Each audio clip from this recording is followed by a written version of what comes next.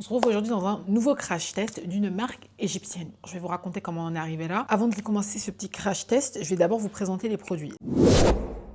Pour la petite histoire, les produits, je les ai achetés en deux parties. La première partie, j'ai pris que deux petites choses. Et en fait, après les avoir testés, donc c'est le maquillage que je porte dans cette vidéo. Donc c'est un haul. Si t'as pas regardé, qu'est-ce que t'attends? Et j'avais tellement aimé que je m'étais dit que j'allais y retourner, me prendre un full face et vous faire un crash test sur YouTube. Comme ça, si jamais ça vous intéresse, que vous passez par l'Égypte ou que vous pouvez les trouver ailleurs, les prix sont très attractifs. Donc voilà. Et aussi, j'avais très envie de vous faire la vidéo. Le premier que j'ai pris, c'est cette chose-là. C'est des blushs. Donc c'est pour les lèvres et pour les joues en même temps. On va tester un deuxième que j'ai acheté la deuxième fois que j'y suis allée. Celui-ci, j'aime beaucoup les teintes, pas marron, mais même quand c'est rose, j'aime beaucoup quand c'est un rose proche de ma couleur de peau ou pas très loin de celle du bronzer. Et le deuxième article que j'avais acheté, c'était cette huile pour les lèvres. Et pour le coup, il y a vraiment de l'huile dedans. Donc voilà, ça c'est les deux produits que j'avais pris, que j'avais trop kiffé et qui m'ont poussé à y retourner. Donc j'y suis retournée, j'ai voulu me prendre une full face, sauf qu'il y a certains produits qu'ils ne faisaient pas. J'ai demandé après les highlighters, la marque ne fait pas d'highlighter. Je vous ai dit qu'ils faisaient pas d'highlighter et pas de lip liner. Ben c'est pas vrai en vrai. Le highlighter de la marque, j'ai demandé après produits pour sourcils, il n'y en avait pas non plus. Contour de lèvres, il n'y en avait pas non plus, les crayons à lèvres. Par contre, pris cette palette qui s'appelle la Nude Nation, The Ultimate Eyeshadow Palette. Je crois qu'il y avait une promotion. À savoir que 50 livres en euros, c'est à peu près 1 euro. 260 livres. Celui-ci, le blush, je l'ai eu pour 200 livres. Donc, c'est à peu près 4 euros. Et les huiles, j'en ai repris une deuxième cette fois-ci. Celle-ci, je l'ai eu pour 175 livres, je crois. Et il y a une deuxième chose que j'ai eu pour 175 livres. C'est un highlighter qui vient pas de la même marque. Donc, celui-ci, c'est de la marque Roseberry. Et la marque Roseberry m'a intriguée parce que moi, j'ai dit à la dame que je cherchais une marque égyptienne. Pourquoi? Parce que j'ai vraiment envie de lancer ce nouveau concept dans lequel je vous propose des crash tests de marques qui existent dans certains pays. Donc là où je voyage, c'est ultra intéressant de tester les marques locales au niveau des prix, si jamais ça vous intéresse, si jamais vous voyagez, ou même l'idée principale, c'était celle de je ne veux pas dépendre d'une marque que je ne peux pas trouver. Je sais pas moi, demain je vais au Maroc et je me dis vas-y, en fait je dépends d'un produit que je peux pas trouver sur place. Et je trouve ça très intéressant du coup de vous faire des crash tests dans les endroits dans lesquels je vais bouger pour pouvoir trouver ce dont j'ai besoin là où je vis et pouvoir acheter local. C'était mon idée principale. Cette marque, elle m'a intriguée parce que dans leur packaging, enfin ce packaging vous fait bien penser à une certaine marque en particulier, et ben ils font ça avec à peu près tous les produits. Je ne vais pas vous citer lesquels, mais pratiquement tous leurs produits, c'est une contrefaçon, en tout cas le packaging, l'intérieur, je ne saurais pas vous dire, mais le packaging, c'est un packaging d'une autre marque. Et c'est ultra obvious, genre. Vraiment. J'ai hésité entre les deux marques. J'ai vu ce que les deux marques proposaient, mais je me suis retournée sur celle-ci qui s'appelle Amanda Milano. Pourquoi? Parce que déjà, quand j'ai demandé à Lia dans leur composition, j'étais plus attirée par la Amanda Milano. Aussi, comme j'avais déjà testé deux produits de cette marque et que je les avais trop kiffés, je me suis dit let's go. Alors, on va faire un petit peu avant ça un historique de la marque. On est sur une marque 100% égyptienne avec le siège qui est au Caire. Mais c'est une excellente marque pour les produits ou pour tester de nouvelles couleurs de rouge à lèvres et de vernis. Si vous cherchez des produits efficaces à prix doux en Égypte, c'est une valeur sûre. Ils font donc de la skincare, ils font du maquillage teint, ils font des rouges à lèvres, ils font des vernis à ongles. J'avais d'ailleurs acheté celui pour reconstruire les miens de chez eux. Ils ont une belle gamme soins ongles sous forme de vernis qui est vraiment pas mal. Le prix, c'est un point fort. On les trouve à peu près partout en Égypte. Et la disponibilité, contrairement à certaines marques importées qui peuvent subir des ruptures de stock ou des hausses de prix liées au taux de change, et ça c'est ultra important, Amanda reste stable et facile à trouver. Évidemment, le taux de change et les taxes. Pour la deuxième marque, donc c'est la marque Roseberry, et je viens de regarder parce que la vendeuse avait insisté sur le fait que c'était une marque égyptienne. Pas du tout. Donc je suis bien contente de m'être retournée vers la marque Amanda Milano. J'avais checké moi-même. Contrairement à la marque Amanda Milano, Roseberry, ce n'est pas une marque égyptienne, c'est une marque d'origine chinoise qui s'est massivement implantée sur le marché du Moyen-Orient, notamment en Arabie Saoudite, aux Émirats Arabes Unis et en Égypte. Occupationnellement ultra budget, si Amanda est une marque de pharmacie établie, Roseberry se situe constitue sur un segment du maquillage à prix très bas et est souvent vendu dans des magasins de cosmétiques multimarques, bazar, blablabla.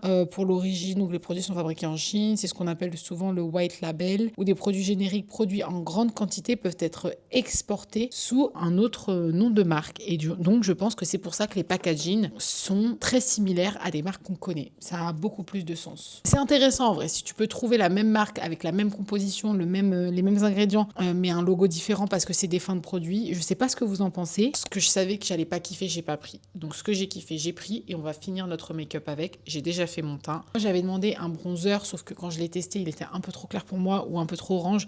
J'étais pas convaincue par le bronzer, sans même l'avoir testé, juste swatché. Au-delà du fait que j'étais pas convaincue, je ne veux pas prendre des produits teints si je suis pratiquement sûre ou très confiante sur le fait que ça ne va pas m'agresser la peau ou s'il n'y a pas de perturbateurs endocriniens. Vous l'aurez compris, j'ai déjà fait mon teint et du coup, on va faire le reste du maquillage avec les produits qu'on a achetés.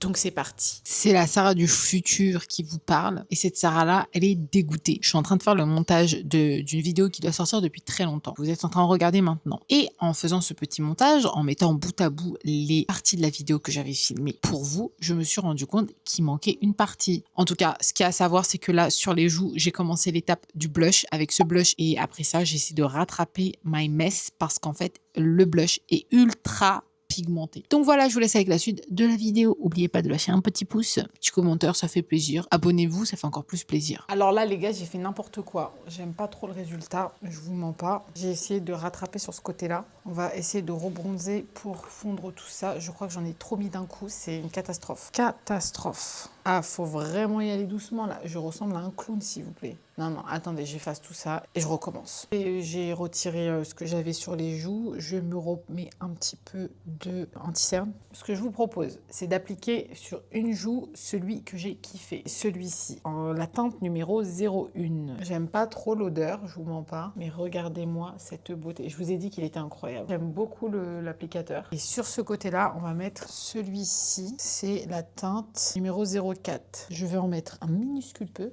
Et c'est reparti.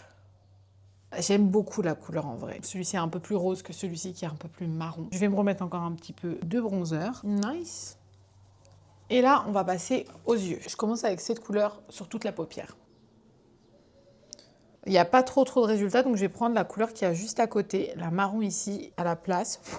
Voir si ça donne quelque chose. Ok, on voit un petit marron, why not. Je vais mettre le même marron en rin de cils inférieur, mais sans rentrer dans l'œil. Ensuite, on va prendre ce violet-là et je vais venir le mettre dans le creux de l'œil. Regardez ce que ça donne pour l'instant. Je ne sais pas si vous voyez bien avec la lumière. Ensuite, sur la paupière mobile, je crois qu'on dit, celle-ci, je vais venir mettre le violet bien plus clair là. Et ensuite, je vais reprendre celle-ci et je vais repasser dans le creux de l'œil. Avec le même, je vais aller en rin de cils inférieur. Bah écoutez, je sais pas ce que ça va donner sur la durée. En tout cas, je trouve pas ça ultra pigmenté. Il faut que je repasse pas mal de fois. Mais j'aime beaucoup le résultat parce que du coup, ça me fait pas de paquet. J'aime trop les smoky mauve. C'est mes préfs. Par contre, cette couleur m'intrigue beaucoup. Et du coup, je voulais vous la swatcher. Pas mal du tout même. Voilà ce que ça donne. Là, on va passer du coup au trait de liner et au mascara. Donc, voilà ce que ça donne. Pourquoi pas. Je vais maintenant mettre l'highlighter que j'ai acheté de chez Roseberry. J'ai pris la teinte la rose et c'est la numéro 2. C'est assez parfumé quand même, hein, je trouve. L'highlighter, il est incroyable. Ensuite, pour finir, on va faire son petit contour des lèvres. Là, c'est un Huda Beauty. C'est le Pinky Brown. Et puis ensuite, on va rajouter l'huile à lèvres que j'ai très hâte de tester. Donc, j'avais testé l'huile là qui m'avait fait kiffer et qui m'a fait retourner. Mais là, si vous m'en voulez pas, j'aimerais bien tester celle-ci. Et comme on a fait des yeux pas trop chargés, donc celle-ci, c'est les deux que j'ai. Les teintes, donc pour la beige, on est sur Made in ARE. Je sais pas du tout c'est où ça. Et la teinte, je sais pas. En tout cas, j'ai pris la plus rosée marron. Je ne saurais pas vous dire, les gars. Et celle-ci, c'est la plus foncée. Et c'est celle-ci que je voulais tester. Et voilà pour le make-up. Je ne sais pas trop ce que vous en pensez. Écoutez, pour moi, la conclusion, c'est que c'est une marque alternative pas mal, correcte. Si vous cherchez des produits de substitution. Franchement, l'highlighter, je valide à fond. Je ne saurais pas vous dire pour la tenue. D'ailleurs, on va sprayer, on n'a pas spray. J'avais déjà testé du coup les huiles à lèvres que je vous conseille complètement. Et pour le reste, on verra ce que ça donne sur la journée. En tout cas, ça m'a fait très plaisir de faire avec vous ce crash test. N'oubliez pas de me suivre sur les plateformes verticales. Tu me connais pas, je m'appelle Sarah et je fais de la vulgarisation juridique pour éviter que tu aies à te taper 5 ans de droit pour comprendre comment nos institutions fonctionnent. Et voilà, en tout cas, je vous fais plein de gros bisous et je vous dis à la prochaine. Bisous.